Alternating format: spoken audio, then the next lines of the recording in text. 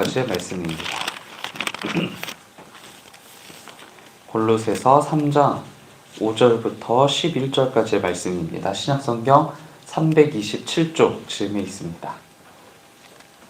골로새서 3장 5절부터 11절까지의 말씀입니다. 교독하시고 11절은 같이 읽겠습니다. 그러므로 땅에 있는 지체를 죽이라. 곧 음란과 부정과 사욕과 악한 정욕과 탐심이니 탐심은 우상 숭배니라.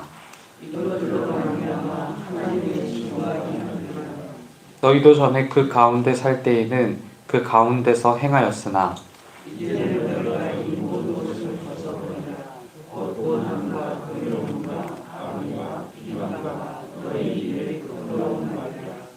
너희가 서로 거짓말을 하지 말라. 옛사람과 그 행위를 벗어버리고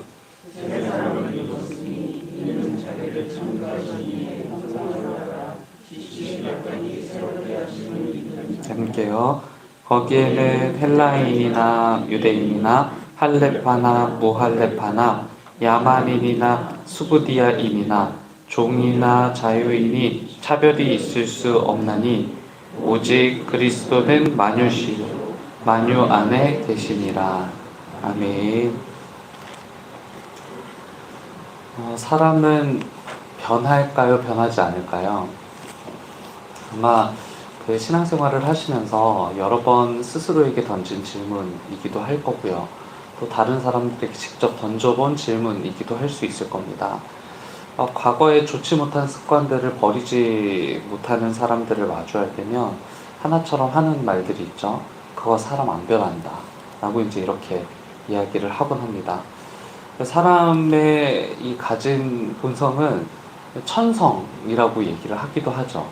그러니까 이 천성과 본성은 바뀌는 게 아니라면서 이 변화의 기대조차 차단하는 말들을 아주 여과 없이 우리가 이제 내뱉을 때가 있는데요. 심지어 이 말들을 자기 합리화를 위해서 사용하는 경우도 있습니다. 그러니까 내게 있는 이 좋지 못한 성향들, 또 내가 가지고 있는 부정적인 감정들과 성품들이 원래 태생적으로 기질적으로 타고난 것이기 때문에 나는 바꿀 수 없는 사람이니 이제 나를 대하는 상대방이 이 내가 가지고 있는 기질적 특질들을 모두 이해해야 한다고 생각할 때 그때 이제 사람이 쉽게 변하지 않는다라고 이제 이렇게 이야기를 하곤 하죠. 그런데 성경이 이야기하는 인간의 본성이 무엇일까요? 오늘 말씀 10절대로라면 우리의 본성은요, 하나님의 형상입니다. 창세기 1장 26절을 보더라도요, 인간의 본성이 무엇이었는지를 아주 분명하게 말씀하죠. 우리의 형상을 따라 우리의 모양대로 만든 사람들, 그러니까 하나님의 형상을 따라 하나님의 모양대로 만든 사람들, 그러니까 그게 바로 이제 인간이 하나님께서 인간에게 처음 목적하셨던 사람다움이었다라는 거예요. 즉 우리의 본성은 하나님이 가지신 성품이라는 건데요. 그러나 하나님과 분명히 다른 지점이 있습니다. 하나님은 정의의 최고점에 계시지만 인간은 죄친화적인 존재라는 거죠. 하나님은 정의를 철저하게 사랑하시는 분이지만 인간은 죄를 사랑하는 존재라는 거예요. 마치 그 때문에 어쩔 수 없다는 이 자기 당위성을 위해서 사람은 변하지 않는다 라는 말을 만들어낸 것일지도 모르겠죠.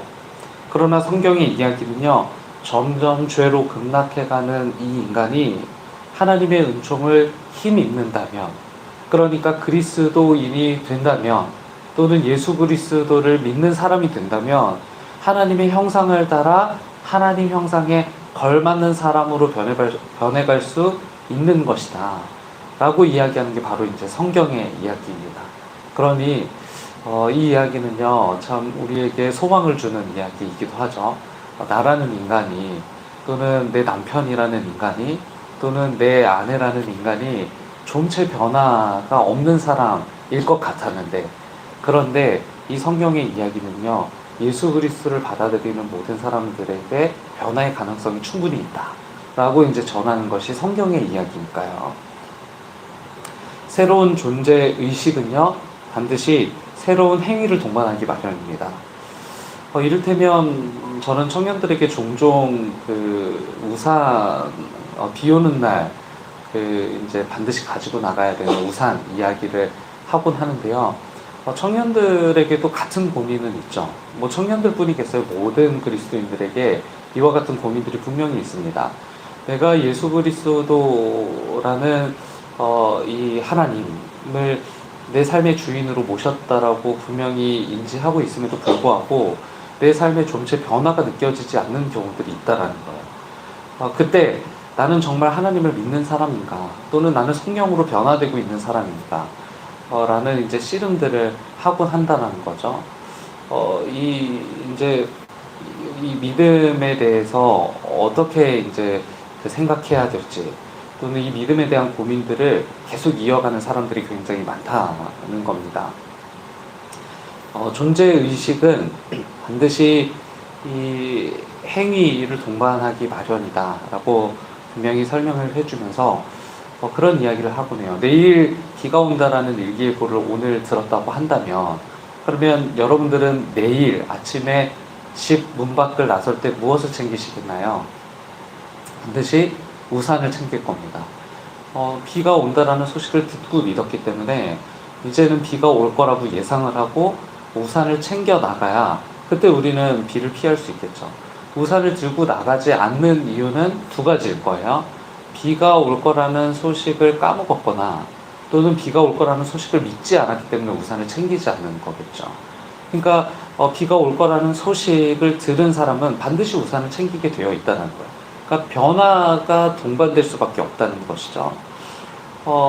저는 아빠라는 새로운 존재의식을 갖게 된 지가 오래되지 않았잖아요. 아이들이 생기기 전에 제가 만약에 아이가 생긴다고 하더라도 내가 절대 하지 못하겠다 싶은 일이 하나 있었어요. 그게 뭐였냐면, 내가 아빠가 돼도, 그리고 내가 한 아내의 남편이라고 하더라도 아직 아이가 생기지도 않았는데 말이죠. 나는 이것만은 절대 못하겠다. 제 아내한테 누차 얘기했던 부분인데, 제 비위가 약해서요, 내가 똥기저귀는 정말 못 치우겠다 라고 끊임없이 세뇌를 시켰어요, 아내를. 그러니 이 아이들이 태어난다고 하더라도 내게 그 일만큼은 맡기지 않았으면 좋겠다 라고 이제 얘기를 하곤 했었죠.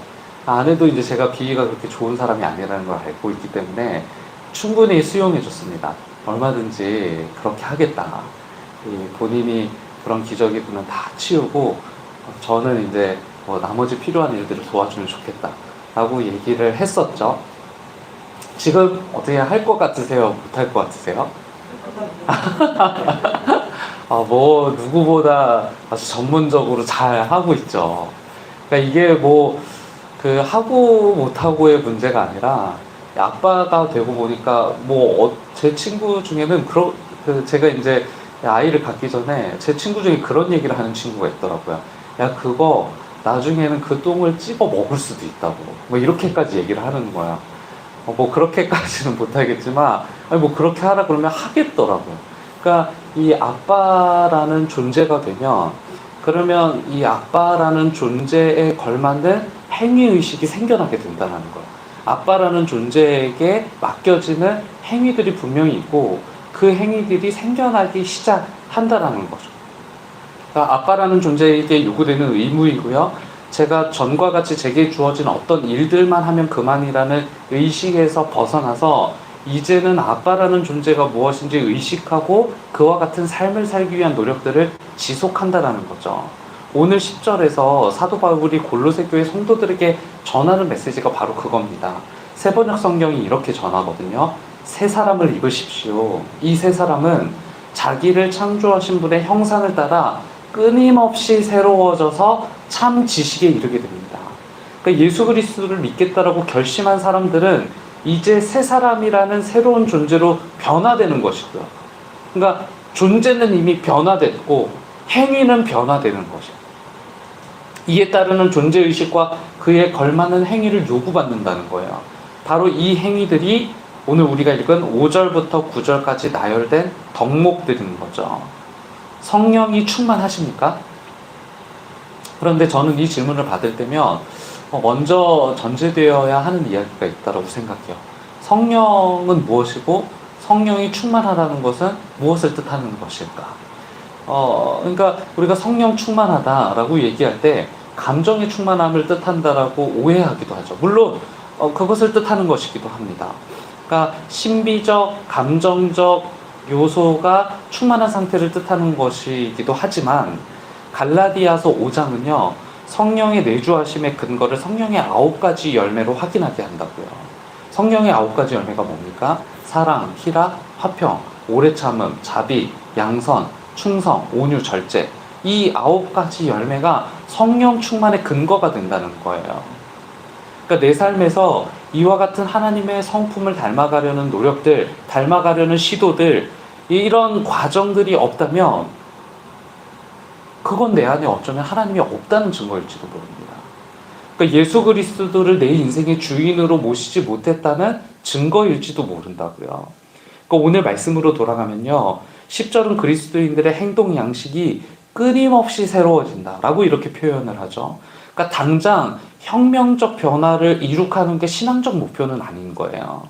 그러니까 날마다 새로워지는 것, 즉 날마다 하나님을 닮아가는 것이 목표인 거예요. 매 시간, 매 분, 매 초 이 하나님을 닮아가는 것이 목표라는 거예요. 우리에게 이와 같은 목표가 수립되어 사라지지 않는 이유는 저는 한 가지라고 봅니다. 변화를 갈망하지 않는 거죠. 존재를 의식하지 못하는 거예요. 내가 어떤 사람인지 알지 못하는 거예요. 제가 행위적 실수를 종종 스스로 인식할 때가 있습니다. 물론 그리스도인이라는 정체성을 놓칠 때이기도 하지만 어떨 때 가장 제 행위적 문제가 드러나는 것이냐? 목사라는 정체성을 놓칠 때예요. 그때 가끔 큰 실수를 하고 납니다. 그러니까 내 존재의식을 놓치게 되면 행위까지도 놓치게 되는 게 사람이라는 거예요. 변화하길 원하는 게 아니라 죄로 급락하는 나를 내버려 두고 변화를 귀찮아하거나 손해보는 일로 생각하는 거죠. 더 이상 신앙 성장은 없는 겁니다. 사도 바울은 골로새 교회 성도들에게 더 가치 있는 삶이 무엇인지를 알려주죠. 변하지 않은 채 갈망하는 땅의 일들, 음란, 부정, 사욕, 정욕, 탐심, 분노, 악의, 비방, 부끄러운 말에는 아무런 가치가 없다라고 일러주는 것이고요. 이 모든 것들을 벗어나서 하나님의 형상을 닮아가길 원하는 그것이 목표가 되어 사는 사람들이 가치 있다라고 알려주는 거예요. 하나님을 갈망하고 하나님의 형상 담기를 갈망하는 모두가 되시길 주님 이름으로 축원합니다. 사람은요 변합니다. 저의 20년 전, 이제 저의 20년 전은 딱 20살이었고요. 지금은 이제 40. 40의 최강호가 바라보는 20살의 최강호는요 정말 철없기 그지 없었죠. 그리스도를 닮았다고 하기에는 너무나 모자랐던, 그러나 20년 후에 최강호는요 변했습니다. 다른 것 때문이 아니라요 예수 때문에 변한 거예요. 예수님이 나를 그렇게 이끌어 주셨던 거예요. 여러분들이 20년 전과 지금의 여러분들을 생각해 보세요. 변하셨습니다. 변화의 단초들이 분명히 있어요. 변화의 모습들이 분명히 있어요. 그건 왜일까요? 예수님 때문인 거예요. 다른 이유 때문이 아니라 예수님을 통해서 여러분들이 성화해가는 과정 중에 있는 겁니다. 성령께서 주도하시면 거칠었던 입술이 하나님의 지배를 받는다는 것을 알게 되는 거고요. 성령께서 주도하시면 분노하기만 했던 이 마음이 자비하게 되는 것을 느끼게 되는 겁니다. 하나님을 닮고 싶다는 마음 하나, 그것이 우리 삶의 목표가 되기를 주님의 이름으로 축원합니다. 함께 기도하겠습니다. 하나님, 월요일 새벽 하나님을 경배하고 예배하는 이 자리에 우리를 초대해 주시고 불러주셔서 참으로 감사드립니다. 변하지 않을 것만 같았던 내 삶이 변화해 왔고, 또 변하지 않을 것 같았던 내 마음과 내 성품이 지금 돌아보니 많은 부분 변화해 있었습니다. 이 모든 것 성령께서 주도하셨던 일이고 앞으로도 성령께서 주도하셔서 우리를 변화시켜 가는 줄 믿습니다. 무엇보다 하나님 나라에 걸맞는 성품으로 변화시켜 주옵소서. 이 일을 주도해 주시고 이 일을 이끌어 주셔서 내가 죄로 급락하고 죄에 내버려진 인생이 아니라 하나님께 걸맞고 하나님께 어울리는 인생으로 탈바꿈되는 인생 되도록 축복하여 주옵소서.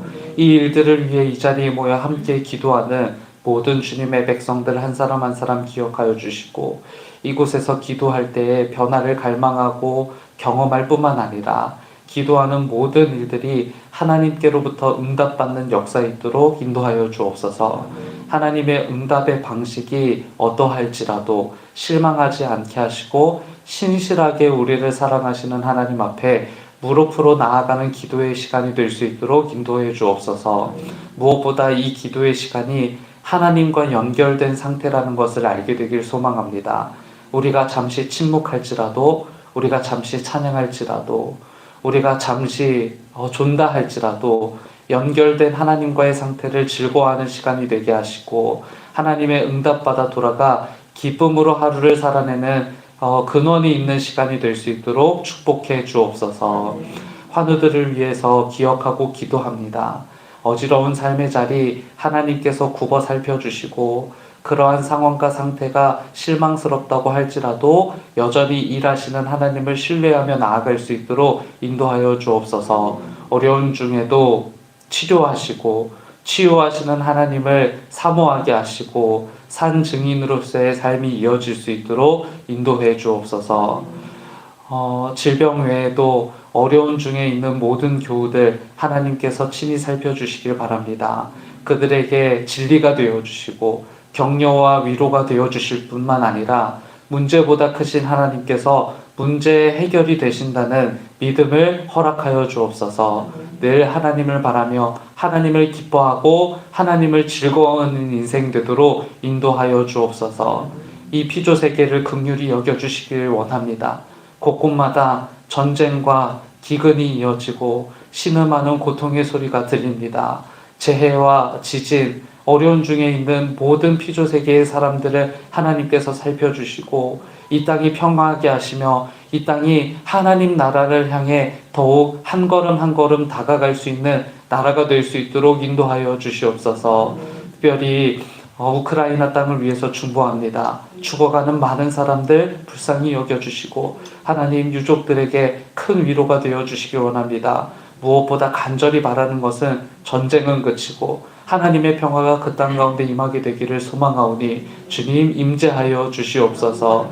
그 외에도 우리가 다 우리 마음과 입술에 담지 못한 나라와 민족들을 하나님께서 기억하여 주시고 그들을 평화하게 하시며 그들이 하나님께 영광이 되는 나라로 변화시켜 주옵소서. 오늘도 주님의 날입니다. 주님의 날 우리가 무엇을 위해 살아야 할지 고민하게 하시고 무엇보다 우리의 중심에 오셔서 우리를 다스리시는 하나님과 함께 동행하길 주저하지 않게 도와주옵소서. 예수 그리스도의 이름으로 기도드립니다. 아멘. 하늘에 계신 우리 아버지여,